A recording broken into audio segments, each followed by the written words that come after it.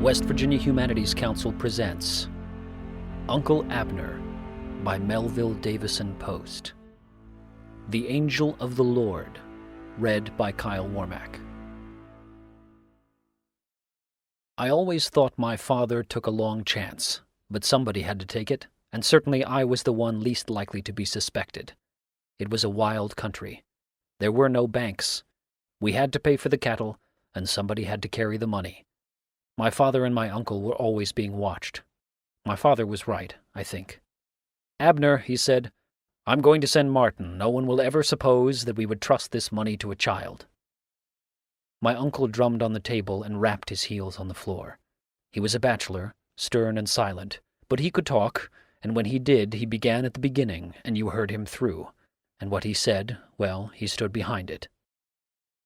"To stop Martin," my father went on, "would be only to lose the money, but to stop you would be to get somebody killed." I knew what my father meant. He meant that no one would undertake to rob Abner until after he had shot him to death. I ought to say a word about my Uncle Abner. He was one of those austere, deeply religious men who were the product of the Reformation. He always carried a Bible in his pocket, and he read it where he pleased. Once the crowd at Roy's Tavern had tried to make sport of him when he got his book out by the fire, but they never tried it again. When the fight was over, Abner paid Roy $18 for the broken chairs and the table, and he was the only man in the tavern who could ride a horse. Abner belonged to the church militant, and his God was a warlord. So that is how they came to send me. The money was in greenbacks in packages. They wrapped it up in newspaper and put it into a pair of saddlebags, and I set out. I was about 9 years old. No, it was not as bad as you think. I could ride a horse all day when I was 9 years old, most any kind of a horse. I was tough as whit leather, and I knew the country I was going into. You must not picture a little boy rolling a hoop in the park. It was an afternoon in early autumn. The clay roads froze in the night. They thawed out in the day, and they were a bit sticky. I was to stop at Roy's Tavern, south of the river, and go on in the morning. Now and then I passed some cattle driver, but no one overtook me on the road until almost sundown. Then I heard a horse behind me, and a man came up. I knew him. He was a cattleman named Dix. He had once been a shipper, but he had come in for a good deal of bad luck. His partner, Alkire, had absconded with a big sum of money due the grazers. This had ruined Dix. He had given up his land, which wasn't very much, to the grazers. After that he had gone over the mountain to his people, got together a pretty big sum of money, and bought a large tract of grazing land. Foreign claimants had sued him in the courts on some old title, and he had lost the whole tract and the money that he had paid for it. He had married a remote cousin of ours, and he had always lived on her lands adjoining those of my Uncle Abner. Dick seemed surprised to see me on the road. "Well, so it's you, Martin," he said. "I thought Abner would be going into the up-country." One gets to be a pretty cunning youngster, even at this age, and I told no one what I was about. "Father wants the cattle over the river to run a month," I returned easily, "and I'm going up there to give his orders to the grazers." He looked me over, then he rapped the saddlebags with his knuckles. "You carry a good deal of baggage, my lad." I laughed. "Horse feed," I said. "You know my father. A horse must be fed at dinner time, but a man can go till he gets it." One was always glad of any company on the road, and we fell into an idle talk. Dick said he was going out into the 10-mile country, and I have always thought that was, in fact, his intention. The road turned south about a mile our side of the tavern. I never liked Dick's. He was of an apologetic manner, with a cunning, irresolute face. A little later a man passed us at a gallop. He was a drover named Marks, who lived beyond my Uncle Abner, and he was riding hard to get in before night. He hailed us, but he did not stop. We got a shower of mud, and Dix cursed him. I have never seen a more evil face. I suppose it was because Dix usually had a grin about his mouth, and when that sort of face gets twisted, there's nothing like it. After that, he was silent. He rode with his head down and his fingers plucking at his jaw like a man in some perplexity. At the crossroads he stopped and sat for some time in the saddle, looking before him. I left him there, but at the bridge he overtook me. He said he had concluded to get some supper and go on after that. Roy's Tavern consisted of a single big room with a loft above it for sleeping quarters. A narrow covered way connected this room with the house in which Roy and his family lived. We used to hang our saddles on wooden pegs in this covered way. I have seen that wall so hung with saddles that you could not find a place for another stirrup. But tonight, Dix and I were alone in the tavern.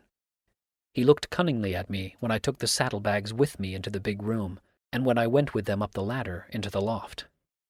But he said nothing. In fact, he had scarcely spoken. It was cold. The road had begun to freeze when we got in. Roy had lighted a big fire. I left Dix before it.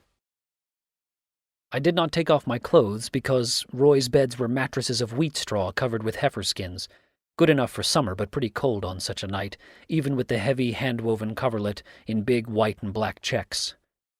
I put the saddlebags under my head and lay down. I went at once to sleep, but I suddenly awaked. I thought there was a candle in the loft, but it was a gleam of light from the fire below shining through a crack in the floor. I lay and watched it, the coverlet pulled up to my chin. Then I began to wonder why the fire burned so brightly. Dix ought to be on his way some time, and it was a custom for the last man to rake out the fire. There was not a sound. The light streamed steadily through the crack. Presently it occurred to me that Dix had forgotten the fire and that I ought to go down and rake it out.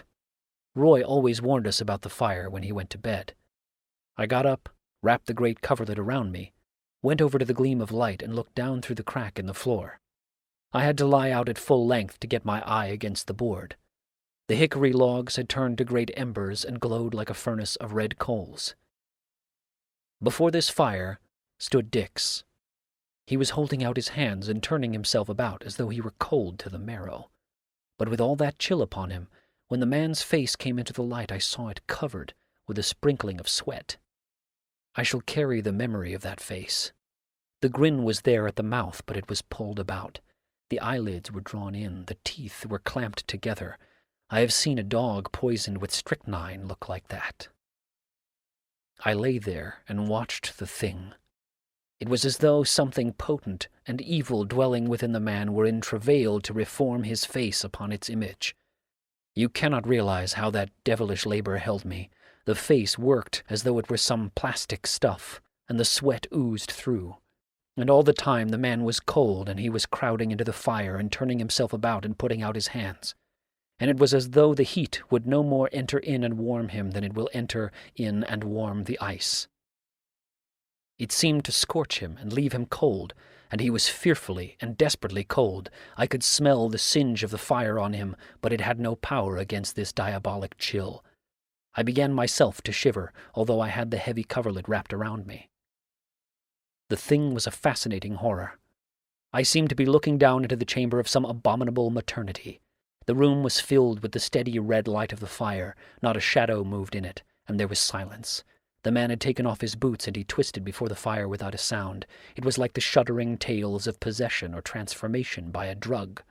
I thought the man would burn himself to death. His clothes smoked. How could he be so cold? Then finally the thing was over. I did not see it, for his face was in the fire. But suddenly he grew composed and stepped back into the room. I tell you I was afraid to look. I do not know what thing I expected to see there, but I did not think it would be Dix.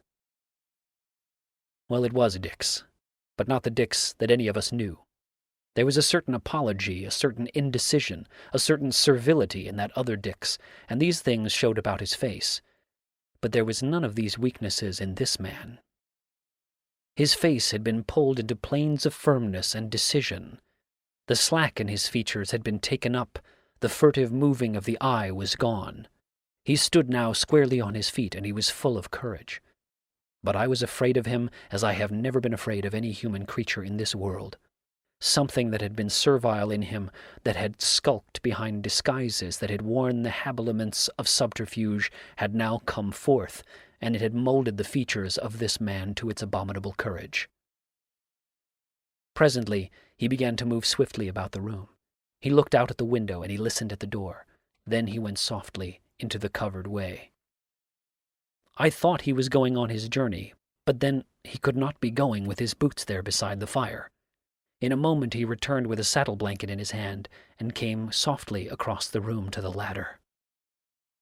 Then I understood the thing that he intended, and I was motionless with fear. I tried to get up, but I could not. I could only lie there with my eyes strained to the crack in the floor. His foot was on the ladder, and I could already feel his hand on my throat and that blanket on my face and the suffocation of death in me, when far away, on the hard road, I heard a horse. He heard it too, for he stopped on the ladder and turned his evil face about toward the door. The horse was on the long hill beyond the bridge, and he was coming as though the devil rode in his saddle. It was a hard, dark night. The frozen road was like flint. I could hear the iron of the shoes ring. Whoever rode that horse rode for his life, or for something more than his life, or he was mad. I heard the horse strike the bridge and thunder across it, and all the while Dix hung there on the ladder by his hands and listened. Now he sprang softly down, pulled on his boots, and stood up before the fire, his face, this new face, gleaming with its evil courage. The next moment the horse stopped. I could hear him plunge under the bit, his iron shoes ripping the frozen road. Then the door leapt back, and my Uncle Abner was in the room. I was so glad that my heart almost choked me, and for a moment I could hardly see. Everything was in a sort of mist. Abner swept the room in a glance, then he stopped. "Thank God," he said. "I'm in time." And he drew his hand down over his face, with the fingers hard and close, as though he pulled something away. "In time for what?" said Dix. Abner looked him over, and I could see the muscles of his big shoulders stiffen as he looked. And again he looked him over. Then he spoke, and his voice was strange. "Dix," he said, "is it you?" "Who would it be but me?" said Dix. "It might be the devil," said Abner. "Do you know what your face looks like?" "No matter what it looks like," said Dix. "And so," said Abner, "we have got courage with this new face." Dix threw up his head. "Now look here, Abner," he said. "I've had about enough of your big manner. You ride a horse to death, you come plunging in here. What the devil's wrong with you?" "There's nothing wrong with me," replied Abner, and his voice was low. "But there's something damnably wrong with you, Dix." "Ah, the devil take you," said Dix, and I saw him measure Abner with his eye. It was not fear that held him back. Fear was gone out of the creature. I think it was a kind of prudence. Abner's eyes kindled, but his voice remained low and steady. "Those are big words," he said. "Well," cried Dix, "get out of the door, then, and let me pass." "Not just yet," said Abner. "I have something to say to you." "Say it, then," cried Dix, "and get out of the door." "Why hurry?" said Abner. "It's a long time until daylight, and I have a good deal to say." "You'll not say it to me," said Dix. "I've got a trip to make tonight. Get out of the door." Abner did not move. "You've got a longer trip to make tonight than you think, Dix," he said, "but you're going to hear what I have to say before you set out on it." I saw Dix rise on his toes, and I knew what he wished for. He wished for a weapon, and he wished for the bulk of bone and muscle that would have a chance against Abner. But he had neither the one nor the other, and he stood there on his toes and began to curse, low, vicious, withering oaths that were like the swish of a knife. Abner was looking at the man with a curious interest.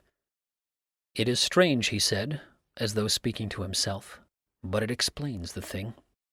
While one is the servant of neither, one has the courage of neither, but when he finally makes his choice, he gets what his master has to give him." Then he spoke to Dix. "Sit down," he said, and it was in that deep, level voice that Abner used when he was standing close behind his words. Every man in the hills knew that voice. One had only a moment to decide after he heard it. Dix knew that, and yet for one instant he hung there on his toes, his eyes shimmering like a weasel's, his mouth twisting. He was not afraid. If he had had the ghost of a chance against Abner, he would have taken it, but he knew he had not, and with an oath he threw the saddle blanket into a corner and sat down by the fire. Abner came away from the door then. He took off his greatcoat. He put a log on the fire, and he sat down across the hearth from Dix. The new hickory sprang crackling into flames. For a good while there was silence. The two men sat at either end of the hearth without a word. Abner seemed to have fallen into a study of the man before him. Finally he spoke. "Dix," he said, "do you believe in the providence of God?" Dix flung up his head. "Abner," he cried, "if you're going to talk nonsense, I promise you upon my oath that I will not stay to listen." Abner did not at once reply. He seemed to begin now at another point. "Dix," he said, "you've had a good deal of bad luck. Perhaps you wish it put that way." "Now, Abner," he cried, "you speak the truth. I have had hell's luck." "Hell's luck you have had," replied Abner. "It is a good word. I accept it. Your partner disappeared with all the money of the grazers on the other side of the river. You lost the land in your lawsuit. And you are tonight without $1. That was a big tract of land to lose. Where did you get so great a sum of money?" "I've told you 100 times," replied Dix. "I got it from my people over the mountains. You know where I got it." "Yes," said Abner, "I know where you got it, Dix.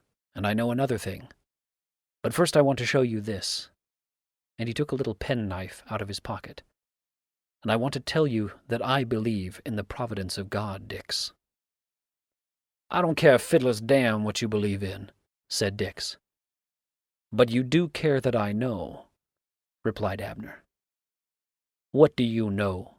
said Dix. "I know where your partner is." I was uncertain about what Dix was going to do, but finally he answered with a sneer. "Then you know something that nobody else knows." "Yes," replied Abner, "there is another man who knows." "Who?" said Dix. "You," said Abner. Dix leaned over in his chair and looked at Abner closely. "Abner," he cried, "you are talking nonsense. Nobody knows where Alki is. If I knew, I'd go after him." "Dix," Abner answered, and it was again in that deep, level voice. "If I had got here 5 minutes later, you would have gone after him. I can promise you that, Dix. Now listen. I was in the up-country when I got your word about the partnership, and I was on my way back when at Big Run I broke a stirrup leather. I had no knife, and I went into the store and bought this one. Then the storekeeper told me that Alkire had gone to see you. I didn't want to interfere with him, and I turned back. So I did not become your partner. And so I did not disappear. What was it that prevented? The broken stirrup leather? The knife? In the old times, Dix, men were so blind that God had to open their eyes before they could see his angel in the way before them. They are still blind, but they ought not to be that blind. Well, on the night that Alkire disappeared, I met him on his way to your house. It was out there at the bridge. He had broken a stirrup leather, and he was trying to fasten it with a nail. He asked me if I had a knife, and I gave him this one. It was beginning to rain, and I went on, leaving him there in the road with the knife in his hand. Abner paused. The muscles of his great iron jaw contracted. God forgive me, he said. It was his angel again. I never saw Alkire after that. Nobody ever saw him after that, said Dix. He got out of the hills that night. No, replied Abner. It was not in the night when Alkire started on his journey. It was in the day. Abner, said Dix, you talk like a fool. If Alkire had traveled the road in the day, somebody would have seen him.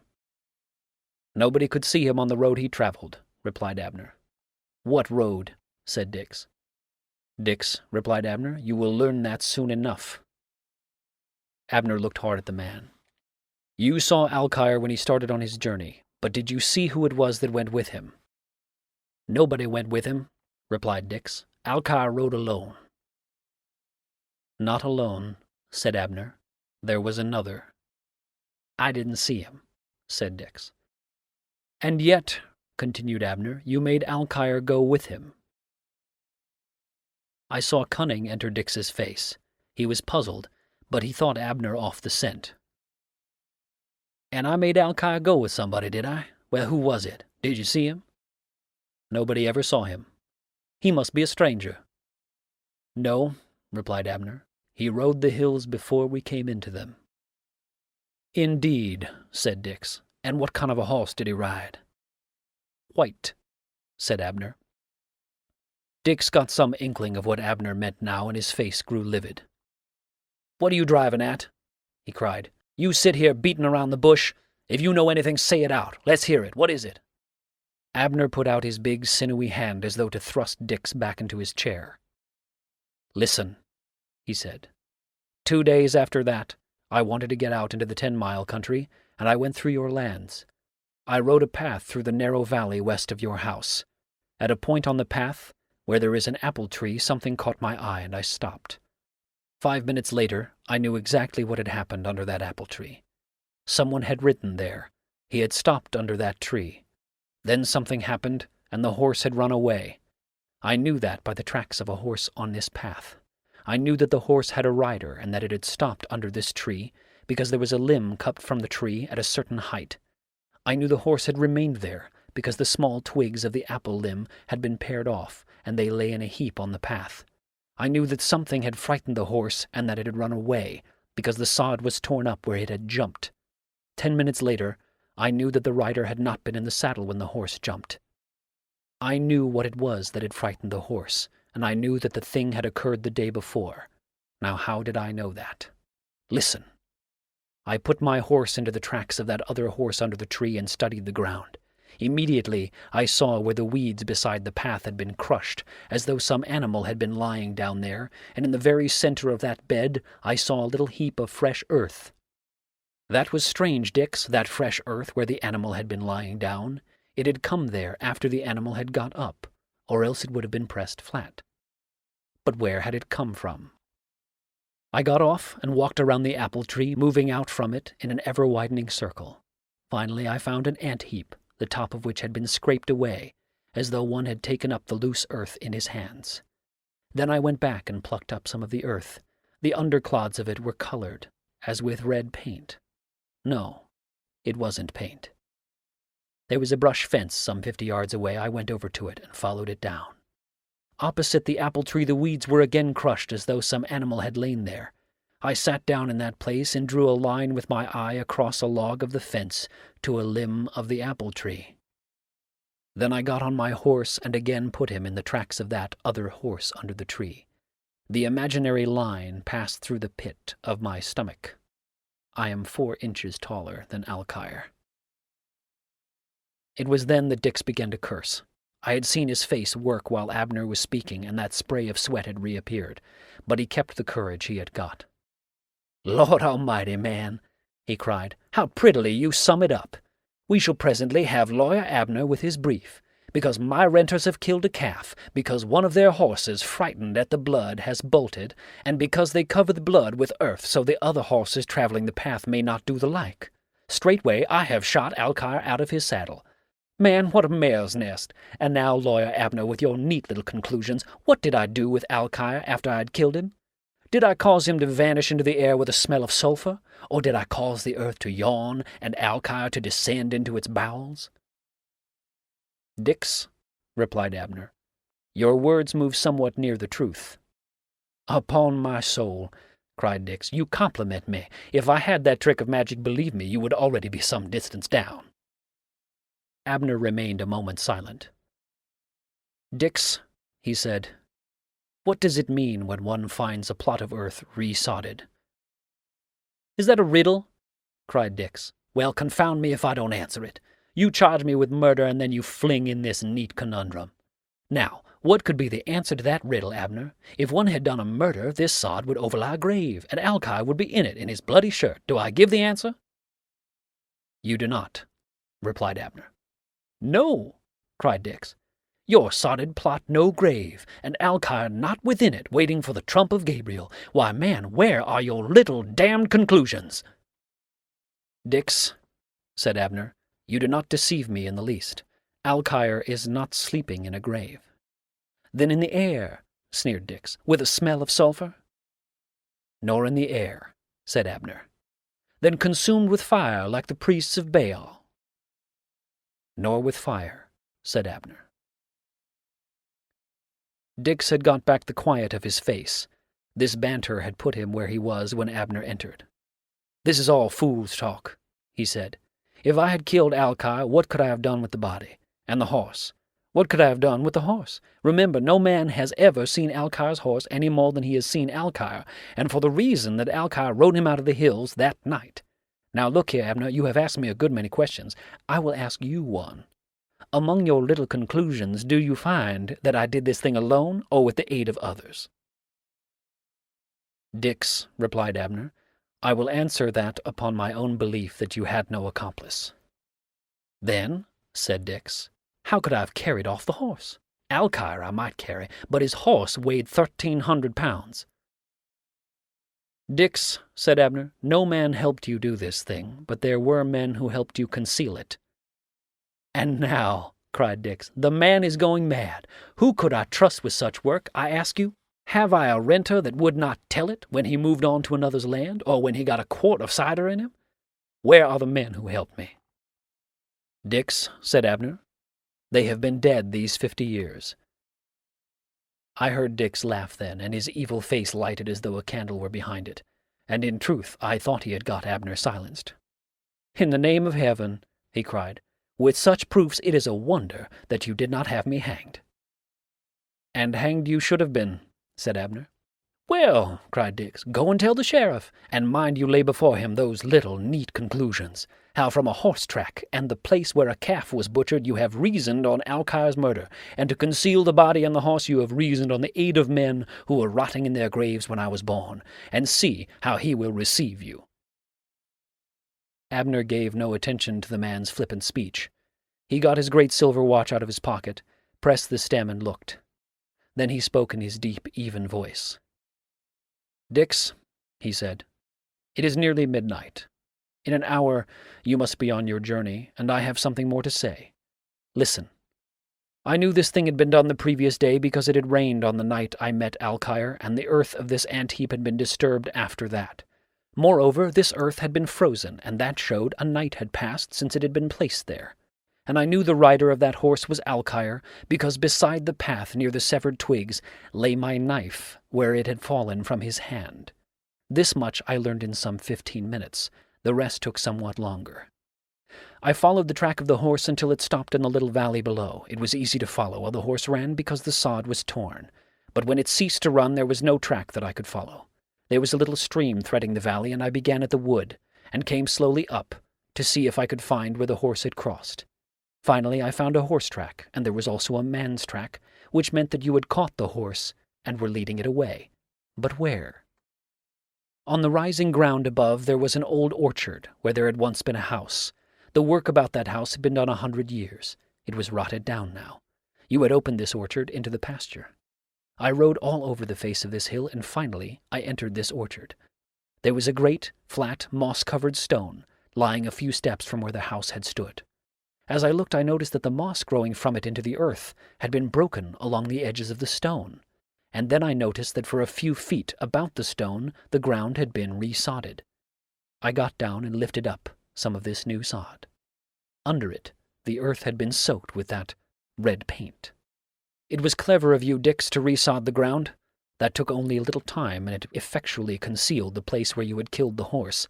But it was foolish of you to forget that the broken moss around the edges of the great flat stone could not be mended. Abner, cried Dix, stop! And I saw that spray of sweat and his face working like kneaded bread, and the shiver of that abominable chill on him. Abner was silent for a moment, and then he went on, but from another quarter. Twice, said Abner, the angel of the Lord stood before me, and I did not know it, but the third time I knew it. It is not in the cry of the wind, nor in the voice of many waters that his presence is made known to us. That man in Israel had only the sign that the beast under him would not go on. Twice I had as good a sign, and tonight, when Marks broke a stirrup leather before my house and called me to the door and asked me for a knife to mend it, I saw and I came. The log that Abner had thrown on was burned down, and the fire was again a mass of embers. The room was filled with that dull red light. Dix had got on to his feet, and he now stood twisting before the fire, his hands reaching out to it, and that cold creeping in his bones, and the smell of the fire on him. Abner rose, and when he spoke his voice was like a thing that has dimensions and weight. Dix, he said, you robbed the grazers. You shot Alkire out of his saddle, and a child you would have murdered. I saw the sleeve of Abner's coat begin to move, then it stopped. He stood staring at something against the wall. I looked to see what the thing was, but I did not see it. Abner was looking beyond the wall, as though it had been moved away. And all the time Dix had been shaking with that hellish cold and twisting on the hearth and crowding into the fire. Then he fell back, and he was the Dix I knew. His face was slack, his eye was furtive, and he was full of terror. It was his weak whine that awakened Abner. He put up his hand and brought the fingers hard down over his face, and then he looked at this new creature cringing and beset with fears. "Dix," he said, "Alkire was just a man. He sleeps as peacefully in that abandoned well under his horse as he would sleep in the churchyard. My hand has been held back. You may go. Vengeance is mine, I will repay, saith the Lord." "But where shall I go, Abner?" the creature wailed. "I have no money and I'm cold." Abner took out his leather wallet and flung it toward the door. "There is money," he said, $100, and there is my coat. Go. But if I find you in the hills tomorrow, or if I ever find you, I warn you, in the name of the living God, that I will stamp you out of life." I saw the loathsome thing writhe into Abner's coat and seize the wallet and slip out through the door, and a moment later I heard a horse, and I crept back onto Roy's heifer-skin. When I came down at daylight, my Uncle Abner was reading by the fire.